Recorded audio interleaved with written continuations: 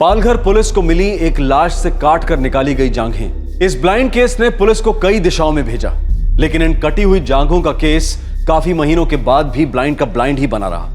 देखते हैं इस केस का दूसरा और आखिरी भाग, क्राइम पेट्रोल सतर्क।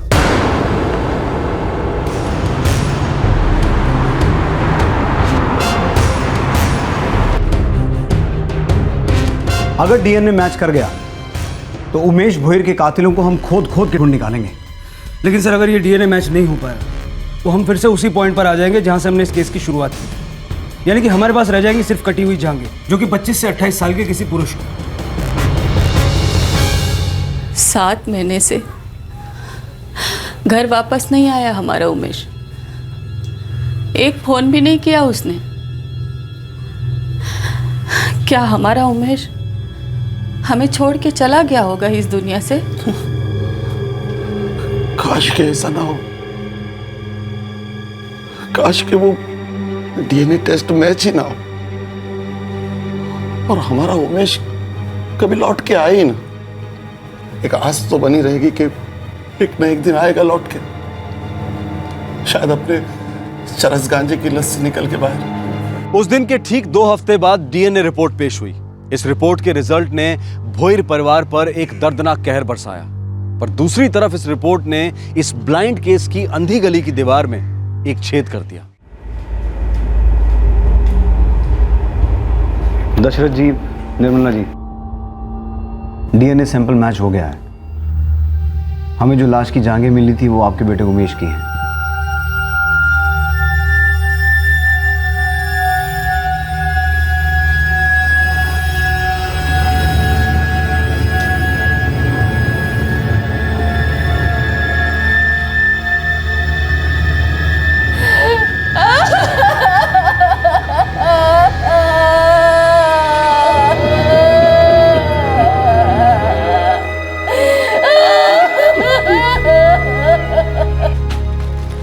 सर,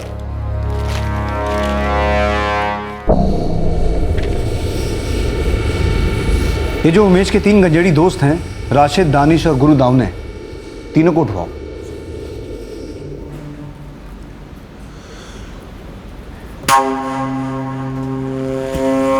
साला दोनों आउट हो गए।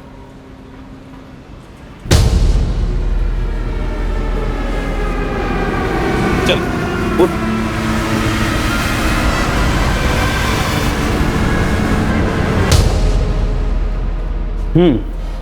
चलो शुरू करो।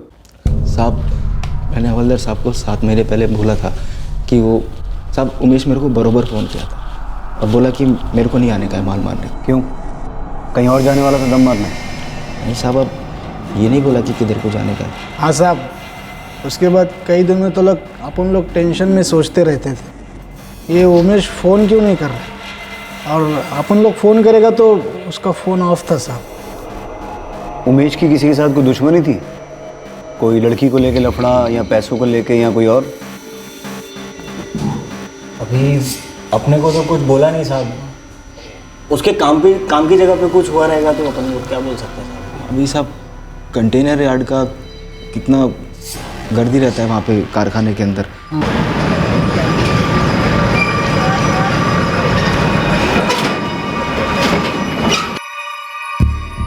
बसेकर साहब, जगताप जी जब पहले आए थे तब भी मैंने यही कहा था।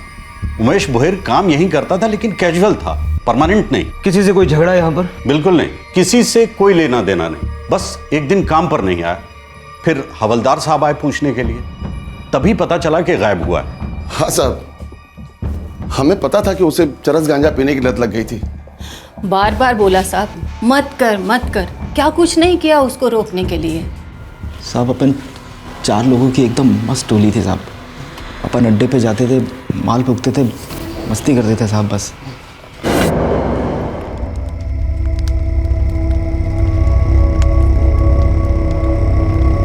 अबे स्लो मोशन में बना रहा है क्या? भाई बूट पॉलिश नहीं है ये, असल माल है मनाली का।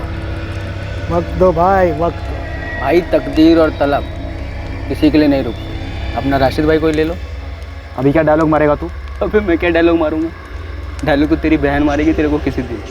कब तक उसकी कमाई का खाएगा और हमारी कमाई का फूकता रहेगा? ए गप कर तू, रोज रोज रोटी के ले जाता हूँ मैं। चला अभी क्या अपन तीनों काम कर रहे हैं, काय को हमको करना है इसके लिए, लेकिन तेरे को तो काम की जरूरत ही महसूस नहीं होती। तेरी बूढ़ी अम्मी है, उसकी देखभाल कौन करता है? तेरी बहन। अबे उसका भी अपना घर है, किसी दिन हाथ खड़े कर दिए तो बोलना क्या करेगा? ऐसे ही पड़ा रहेगा कोने में फूके हुए माल के जैसा। अरे यार, तुम लोगों ने फिर सीरियस नगर की रास्ता पकड़ लिया। अरे लौट आओ राजा। हाँ, अरे माल बुला रहा है। फुगले फोकट चंद। हाँ भाई दानिश बना यार।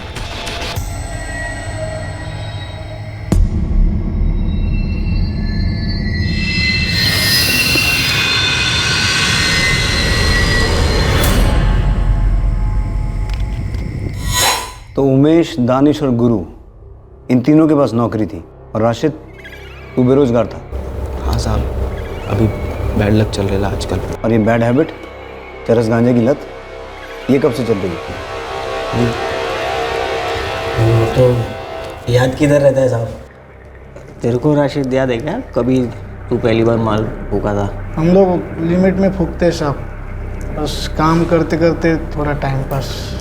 तू दिन भर घर पे रहता है, दिन भर फूकता है क्या? नहीं साहब, ये सच नहीं है साहब। तू सच क्या है? तो कुछ तो छुपा रहा है यार मुझसे। नहीं साहब, कुछ तो नहीं, एकदम सच बोल रहा हूँ साहब। तो सुन राशिद, और तुम दोनों भी, दानिश और गुरु, तुम्हारे दोस्त उमेश का हुआ है मर्डर, कत्ल, और उसके बाद उसकी लाश के टुकड़े टुकड़े किए गए हैं, समझे? अब हम यहाँ टाइम पास करने तो बैठे नहीं। अगर हमें ज़रा सी भी भनक लगी ना कि उसके कत्ल में तुम्हारा कोई दखल है, तो तुम तीनों के भी वैसे ही टुकड़े किए जाएंगे, पर तुम तीनों की हालत उससे बदतर होगी। क्यों साहब? क्योंकि तुम तीनों जिंदा रहोगे, रेंगते रहोगे जेल में। साहब अपन लोग ने कुछ किया नहीं है साहब। साहब आई शपथ अपन सच बोलता है साहब। अपन लोग तो उसको फोन लगा। कुछ याद आए तो बुलाना ही। वो हर जगह अपनी बाइक पर ही जाता था साहब। लेकिन मिसिंग कंप्लेंट में तो कहीं नहीं लिखवाया कि उस रात भी बाइक पर ही गया था। क्यों नहीं लिखा गया पता नहीं, मैं तो बोला था। जगताप, इसमें बाइक के बारे में तो कुछ लिखा ही नहीं है। सब दशरथ बोयर ने जो बोला वही लिखा, उसने बाइक के बारे में कुछ बताया नहीं। दशरथ बोयर हड़बड़ी में भूल गया होगा सर। अगर उस रात वो बाइक पे था तो जाहिर सी बात है कातिल ने बाइक के भी टुकड़े कर दिए होंगे या बेच दी होगी। सर उसके माँ बाप ने बताया कि वो गले में सोने की चेन भी पहनता था।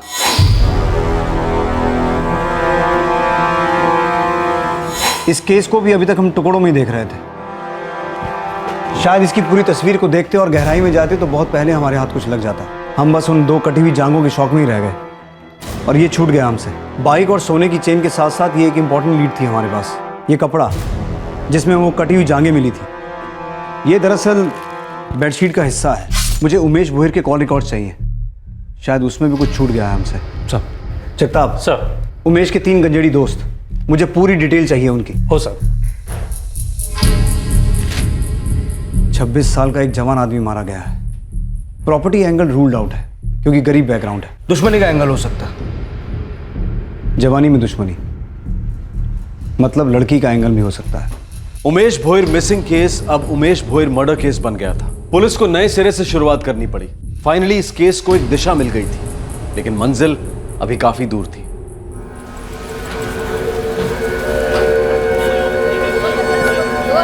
2000 से कम में नहीं होगा। ताजा सिंघाड़ा है 7 किलो का, लेके जाओ। भाभी अरे लेके जाओ भाई।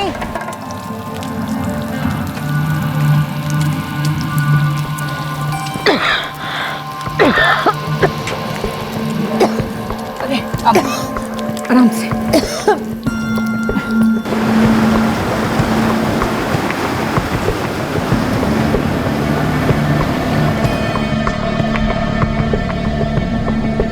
राशिद का बाप नहीं है साहब, उसकी बहन और बहनोई उसकी और उसकी बीमार माँ की जिम्मेदारी उठाते हैं। और वो दूसरा लड़का दानिश? सर दानिश का बाप फिरोज भी मछुआरा है।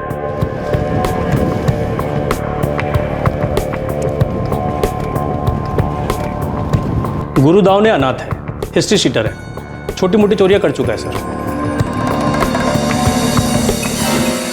राशिद, दानिश और गुरु तीनों हिस्ट्री शीटर हैं। तीनों के पुलिस रिकॉर्ड्स हैं सर। उमेश का? उमेश का कोई पुलिस रिकॉर्ड नहीं है। उमेश को गांजे की लत कब से लगी? 1 साल पहले उमेश को गांजे की लत लगी। 1 साल पहले? जो आदमी 25 साल तक नशा ना करे और फिर उसे एकदम से गांजे की लत लग जाए, मतलब उसकी जिंदगी की चलने में कोई खास आग तो जरूर लगी होगी।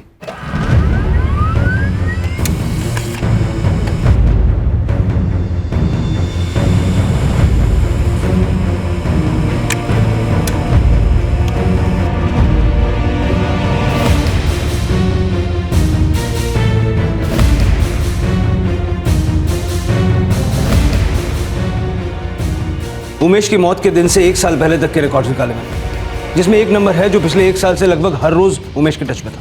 हर रोज? हर रोज, दिन में कई बार। गर्लफ्रेंड? गर्ल तो है सर, रुखसार बेग। कैसी फ्रेंड है ये जानना भी बाकी है। कौन है रुखसार बेग?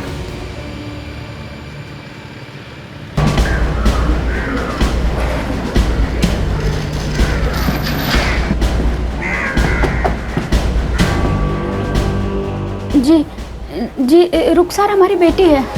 क्या बात है साहब? इस वक्त कहाँ है रुखसार? वो अपने घर पे है, अपने शोर सोहेल बेग के यहाँ। कहाँ है उसका घर? चिंचिणी में।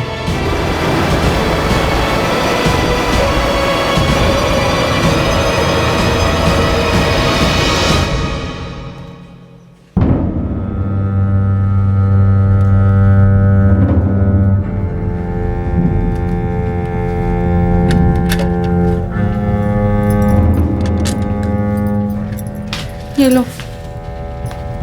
कौन से हाथ से लूं? हाँ? कितनी बार मुझे जताओगी कि मैं क्या हूं?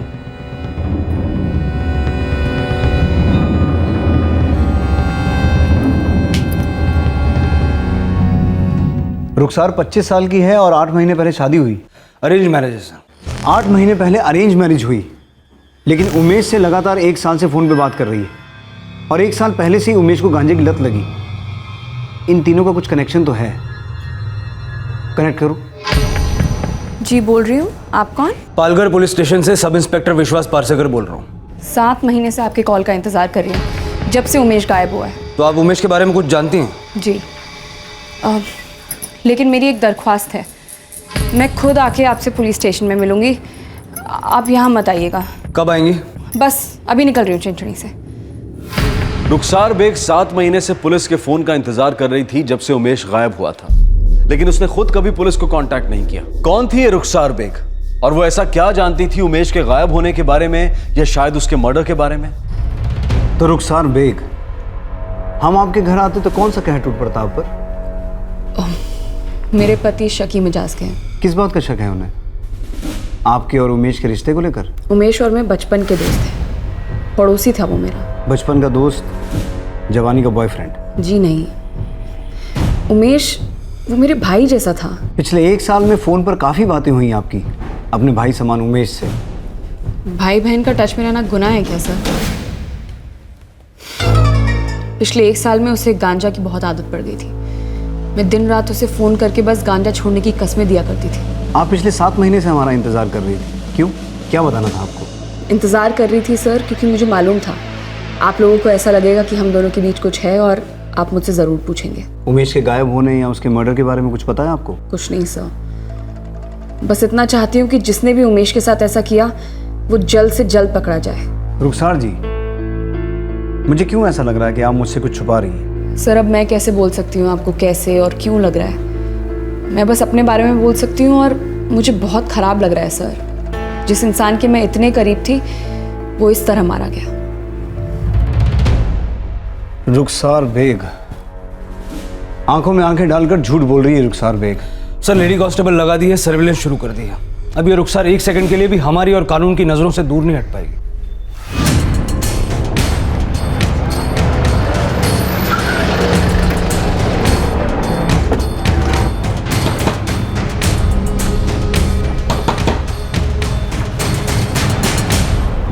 यही बगल में रहती थी रुखसार, अब इतने से भी तब से आना जाना था यहाँ। रुखसार और उमेश के बीच में कैसे रिश्ते थे? दोनों बिल्कुल भाई बहन जैसे हैं। भाई बहन जैसे नहीं साहब, भाई बहन ही थे।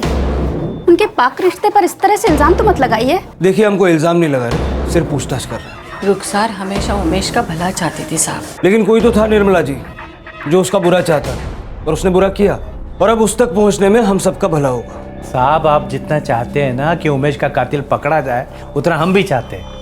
पर ये क्या वाहियात सवाल हुआ कि रुखसार की शादी सोहेल से क्यों हुई? अरे हर लड़की की शादी किसी न किसी के साथ तो होती है, तो रुखसार की भी हुई। विश्वास साहब, ये सोहेल बेग और रुखसार की शादी में कुछ तो लोचा है।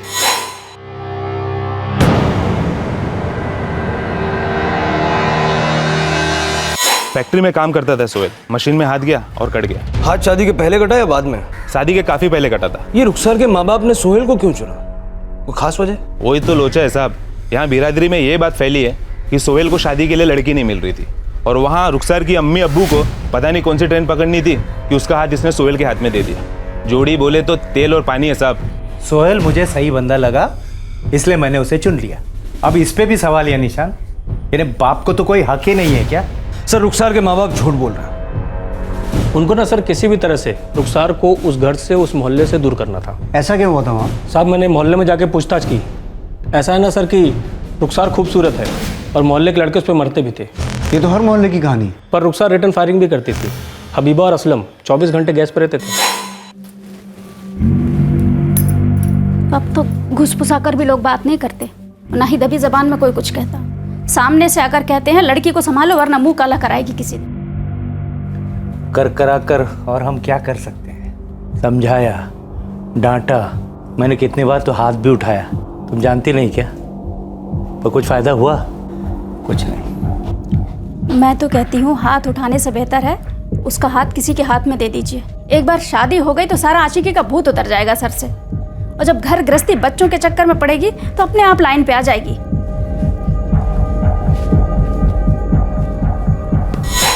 रुखसार मान गई सोहेल से शादी करने के लिए? सर इससे एक्चुअली रुखसार का काम आसान हो गया। साहब लोग बोलते कि रुखसार ने शादी के लिए हाँ इसलिए किया था कि उसको असलम की पिटाई से छुटकारा मिल जाए, और चिंचणी में जाती मैडम ने तो एक से रंग दिखाना शुरू कर दिया था साहब। बोले तो काफ़ी फेमस हो गई थी साहब। सर मुझे जो कहना था मैं पहले ही कह चुकी हूँ, अब नया क्या बोलूँ? सच बोलना बुरा आइडिया नहीं होगा। आपका और उमेश का असली रिश्ता क्या था? भाई बहन मत बोलना, वो तो मैं मानता नहीं हूँ। तो वो आपकी प्रॉब्लम है सर। मैंने तब भी कहा था, मैं आज भी कह रही हूँ, उमेश मेरे भाई जैसा था और कुछ भी नहीं था हमारे बीच।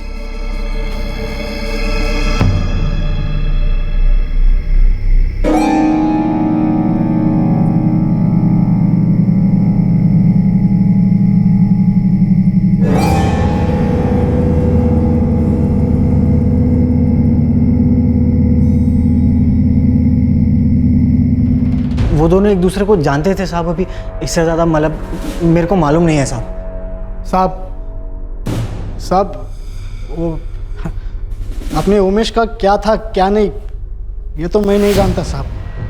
हाँ मगर उस रुखसार के कई सारे लफड़े थे मोहल्ले में, और उतने ही उसके लवर भी थे साहब। राशिद, एक बार पहले बोला था फिर बोल रहा हूँ, आखिरी बार, सच बोलेगा कम पिटेगा।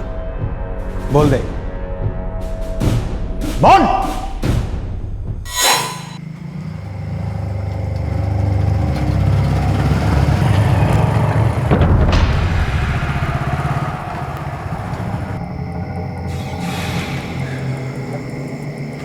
क्या हुआ? ऐसे मुंह पे लटका है भाई? साला कुछ हो ही तो नहीं रहा है ना यार। टुकड़ा है क्या तेरे पास? साहब उमेश रुखसार पर फुलटू लट्टू हो गया था। और रुखसार? नहीं साहब, लेकिन हाँ साहब, हफ्ते के जितने दिन, साल के जितने महीने, उतने ही उसके लवर थे। अभी आप बताओ साहब, उमेश बेचारा लल्लू कैसे इन सब। उमेश ने चरस गांजा क्यों शुरू किया था? अभी साहब देवदास आदमी और क्या करेगा साहब।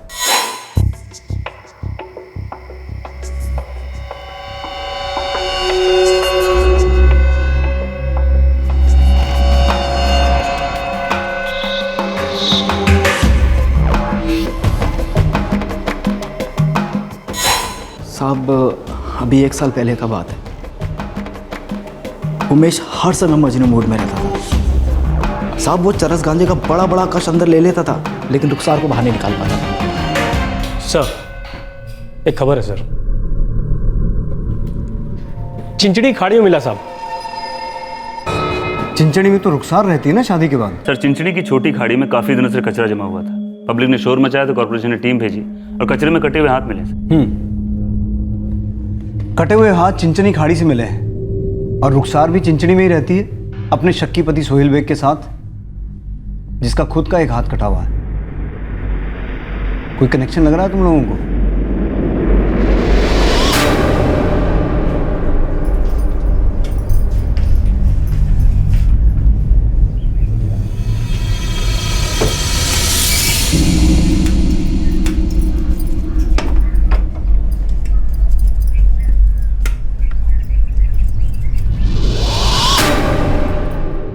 कटी हुई जांघें शिवखेड़ पालघर में मिली जहां उमेश रहता था, और 7 महीने बाद कटे हुए हाथ चिंचणी में मिले जहां रुखसार शादी के बाद रहती थी। 3 सवाल उठ रहे थे।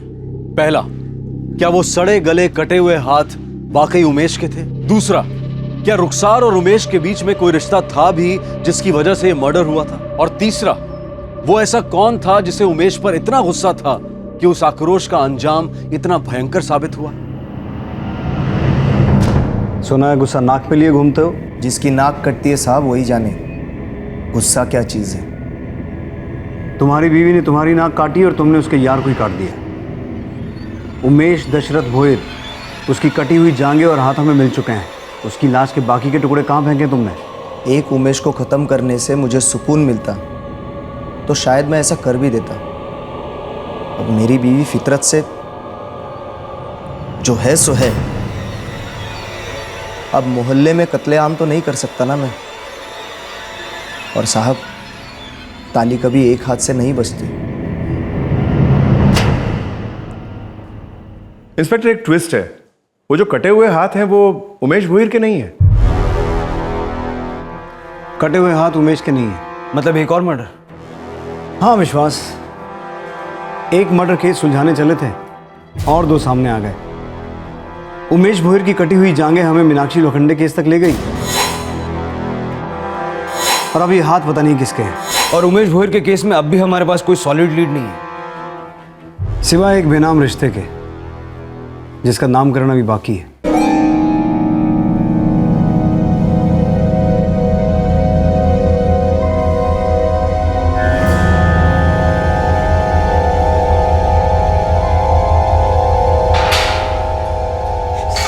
साहब मुझे क्यों बांध रखा है यहाँ पे साहब? तू मेरी नहीं गांजे की गिरफ्त में है राशिद। क्यों तलब उठ रही है? साहब एक बार दम भरवा दो साहब। सब मैं आपके पैर पकड़ता हूँ साहब, प्लीज साहब एक बार दम भरवा दो साहब। देख, सब सच सच बता दे तो सब कुछ मिलेगा। उठ। एक तू ही है जिसे पता था कि उमेश रुखसार पर मरता था। अब उमेश वाकई में मर चुका है, मार डाला गया, तो तेरे पास इस बारे में कहने के लिए कुछ भी नहीं है? साहब उमेश मेंटल हो गया था। रुखसार की शादी के बाद तो और भी कौन केस हो गया उसका।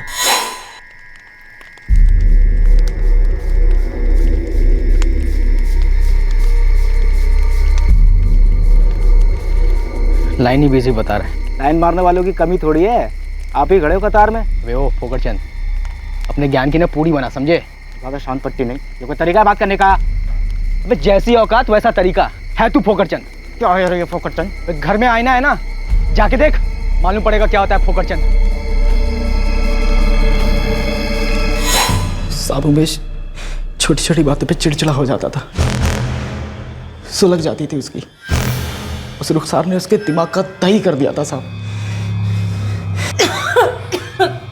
एक हफ्ते से राशिद को अंदर रखा है। केस 7 महीने से चल रहा है। अरे पर राशिद ने किया क्या है? वो नशा करता है, ये तो सबको मालूम है। कभी कभी नशे में लोग ऐसी चीजें करते हैं जो सबको मालूम नहीं होती, जो हम मालूम करते हैं लॉकअप में। फिक्र मत कीजिए, मासूम है तो घर आ जाएगा। बेहद प्यार करता था उमेश तुमसे, भाइयों वाला नहीं, आशिकों वाला। सच है ना? झूठ है सर। मैं मानती हूँ वो भाई बहन वाली बात मैंने झूठ बोली थी, लेकिन उमेश का प्यार भी झूठ था सर। वो प्यार नहीं, वो पागलपन था, और मेरी तरफ से कभी कुछ नहीं था। वो मुझे ब्लैकमेल कर रहा था। ब्लैकमेल? जी सर। वो मुझे कहता था कि मैं नशा करता हूँ तो तुम्हारे कारण, मैं मरूंगा तो तुम्हारे कारण।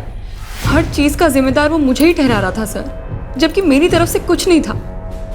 जीना हराम कर दिया था उसने मेरा। फोन पे फोन, बेवक्त फोन। और तुमने फोन काटने की बजाय कॉलर को ही काट दिया। क्या कह रहे हैं सर? मैं नफरत नहीं करती थी उससे, मुझे फिक्र थी उसकी। भाई नहीं था, आशिक भी नहीं था, दोस्त था। शायद आप नहीं समझेंगे। नहीं, समझ रहे हैं, समझ रहे हैं, लेकिन शायद आप नहीं समझ रही हैं कि हम क्या समझ रहे हैं।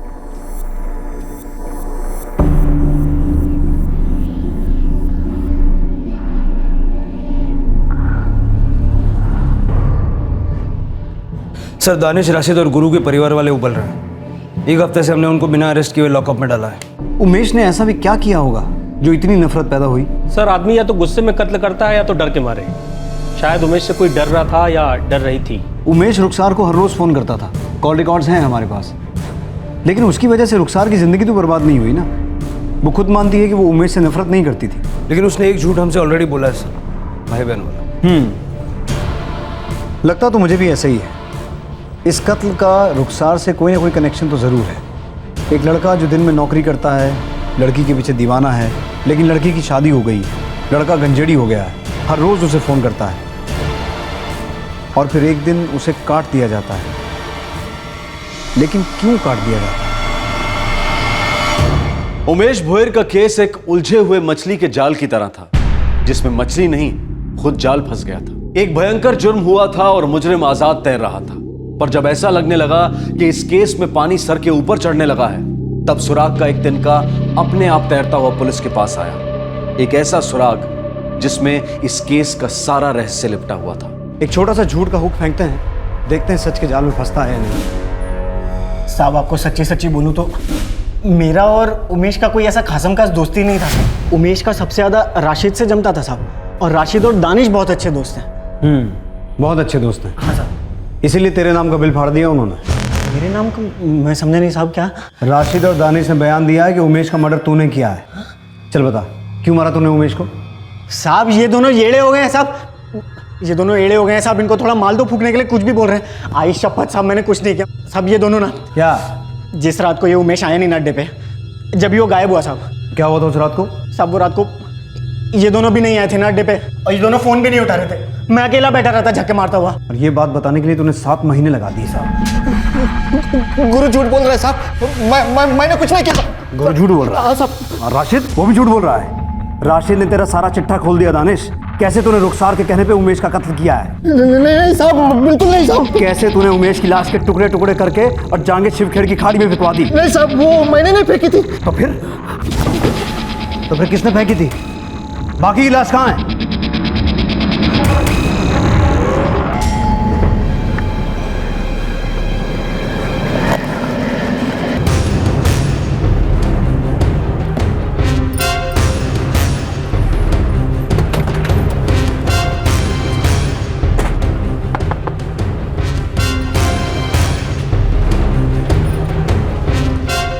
राशिद कहाँ है? ये आधा बेडशीट है, लेकिन पहचानने के लिए काफी है। तुम्हारे घर का है?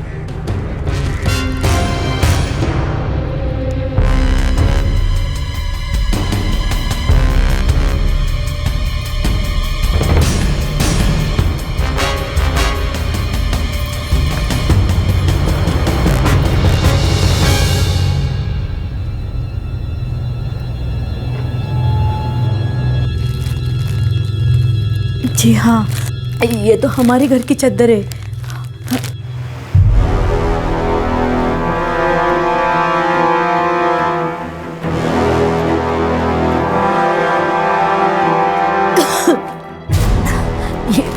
ये रहा उसका टुकड़ा।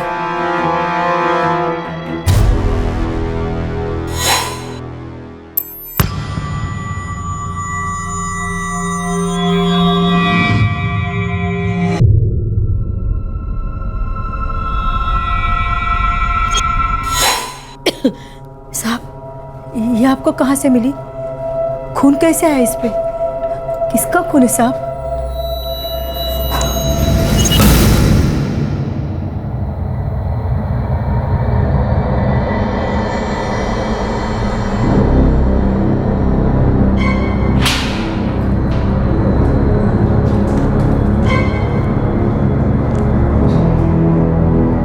दानिश ने बिना दम मारे तुम्हारे राज को बाहर फूंक दिया। राशिद, दिमाग सटक गया है साहब इसका।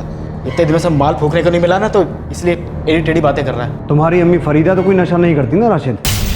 उन्होंने खुद उस बेडशीट को पहचाना जिसमें तुमने उमेश की जांघों को लपेटकर खाड़ी में फेंका था।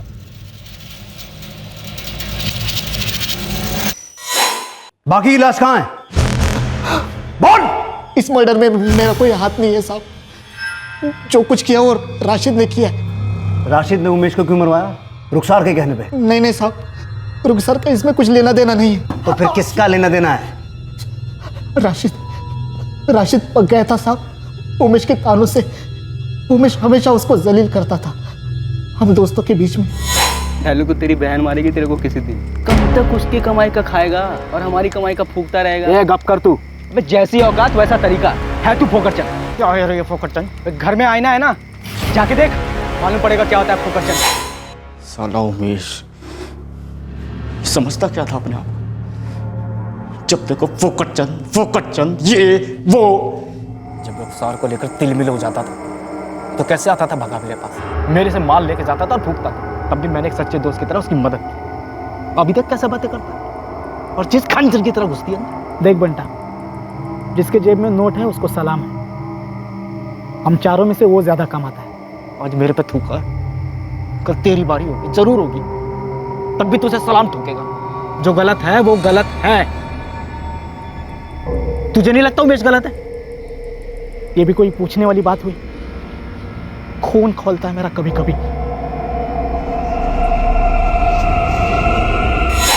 सब जैसे गांजे की लत होती है ना, ऐसी मजाक करने की भी एक लत लग जाती है। और यही लत लग गई थी उमेश को। और बकरा बनता था मैं, एक दिन खाली नहीं जाता था जब मेरी खिल्ली नहीं उड़ाता था। और एक दिन तुमने उसकी गर्दन ही उड़ा दी। नहीं साहब, मेरा उसको मारने का कोई इरादा नहीं था। राशिद, तुमने उसे अपने घर बुलाया था ताकि तुम उसका कत्ल कर सको। सर, मैंने घर बुलाया था क्योंकि मैं सारा मामला ठंडा करना चाहता था, उसे समझाना चाहता था। और सब फोन भी उसी ने किया था सामने से।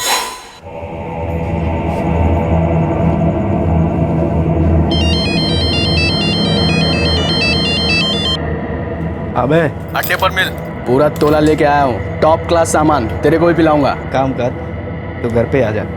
सब लोग बाहर गए हैं, कल तक लौटेंगे। मेरे पास एकदम रापचिक माल पड़ा है, मस्त करके खोलेंगे। आ जा। क्या बात कर रहा है, तेरे पास सामान है?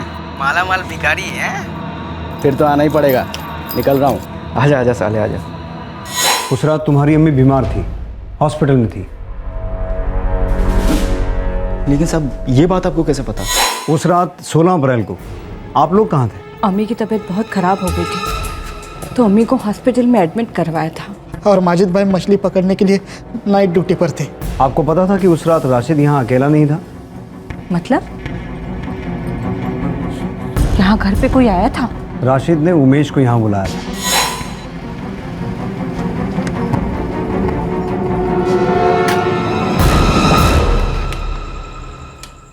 आजा।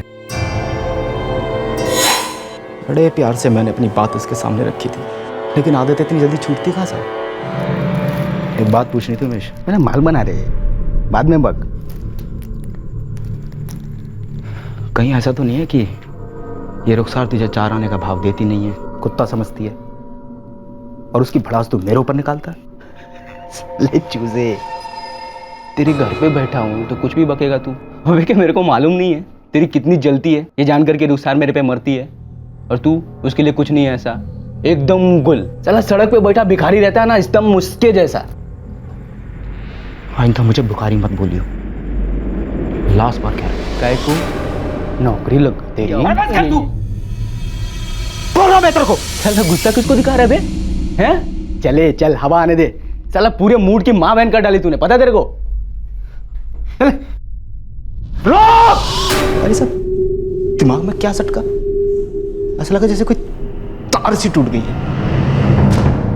मेरे हाथों को पता नहीं क्या हो गया साहब, मतलब आंखों को पता नहीं क्या दिखाई दिया, मतलब मेरे सर में, दिमाग में साहब, मेरा जो दिल, दिमाग, बदन, ऐसा लगा जैसे टुकड़े टुकड़े हो गए। कौन है? मैं दानिश।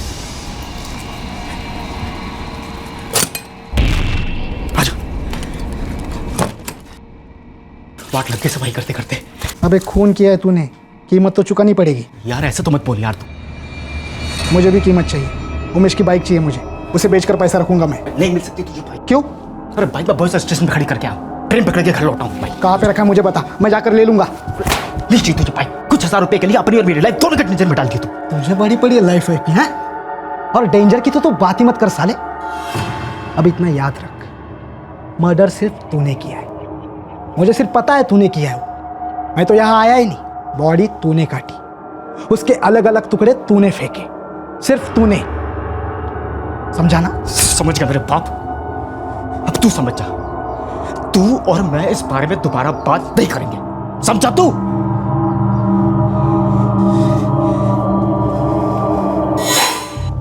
अब मैं टेंशन में आ गया था कि दानिश मुंह खोलेगा और मुझे ब्लैकमेल करेगा।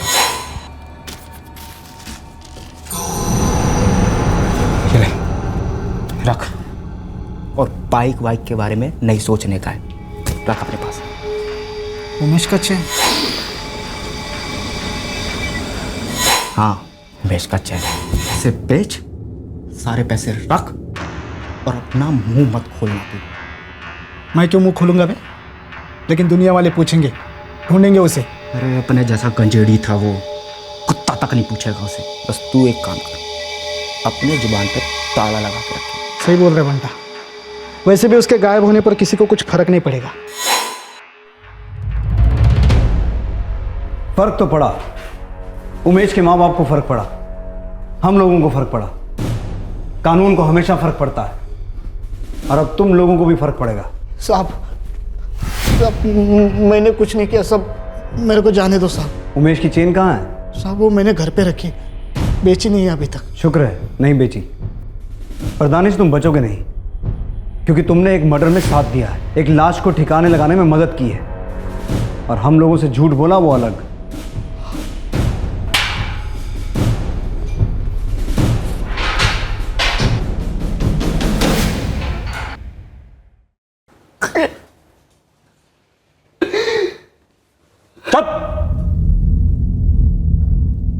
क्यों मुंह खोला तूने?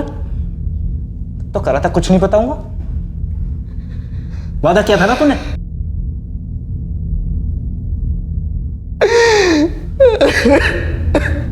खून खोलता है मेरा। उसके 21वें जन्मदिन पर हमने बनवाया। सर, बाइक मिल गई है, बोईसर स्टेशन के पार्किंग लॉट में पड़ी। क्यों क्यों क्यों मारा मेरे उमेश को? गुस्सा था उमेश से। राशिद, आपका बेटा उसका मजाक उड़ाता था, जलील करता था उसे, वो सह नहीं पाया, उसने मार दिया उसे।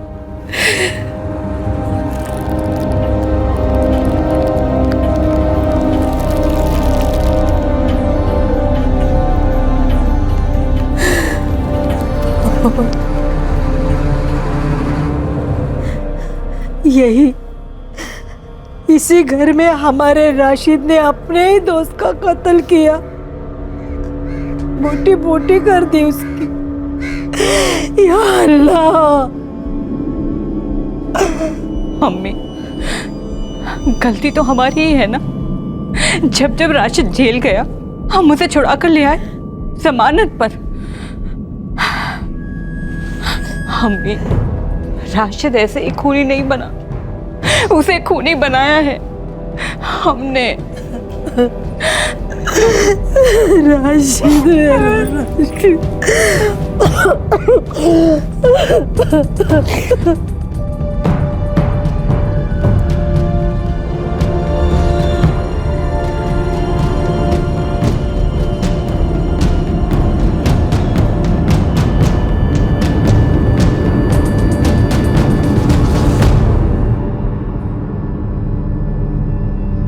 कत्ल और सबूतों को मिटाने के जुर्म में पुलिस ने राशिद और दानिश को आईपीसी की धारा 302, 201 और धारा 34 के तहत गिरफ्तार किया है। कत्ल में इस्तेमाल हुआ चॉपर पुलिस ने राशिद के घर से बरामद कर लिया। राशिद ने उमेश भोईर की लाश के ज्यादातर टुकड़े समंदर में फेंके थे, जो कभी किनारे पर आए ही नहीं, और कचरा डंप में फेंके गए कुछ टुकड़े भी पुलिस के हाथ कभी नहीं लग पाए।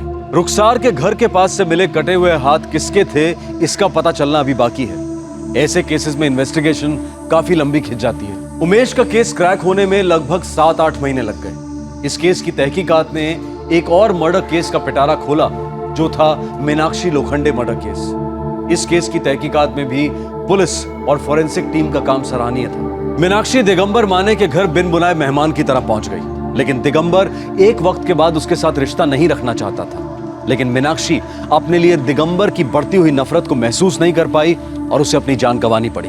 दूसरी तरफ रुखसार उमेश के साथ किसी भी तरह का रोमांटिक रिश्ता नहीं रखना चाहती थी, लेकिन उमेश उसकी ना को सुन नहीं पाया और अपने दर्द को नशे में घोटकर पीने लगा। लेकिन इस दौरान उसने ये कभी नहीं सोचा कि रुखसार के ना मिलने के फ्रस्ट्रेशन को वो अपने दोस्त राशिद को जलील करके निकाल रहा है। इसमें कोई दो राय नहीं कि किसी भी किस्म के नशे की लत शरीर के साथ साथ इंसान के जमीर और आत्मसम्मान को भी खोखला कर देती है। पर इस केस की सबसे बड़ी सीख, किसी को भी टेकन फॉर ग्रांटेड नहीं लेना चाहिए, और ना ही किसी को नीचा दिखाना चाहिए।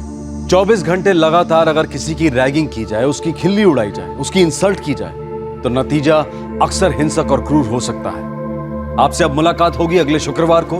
याद रखें कि कल यानी कि 21 जून को क्राइम पेट्रोल सतर्क का एपिसोड टेलीकास्ट नहीं होगा। आपसे फिर मुलाकात होगी एक और नए केस के साथ।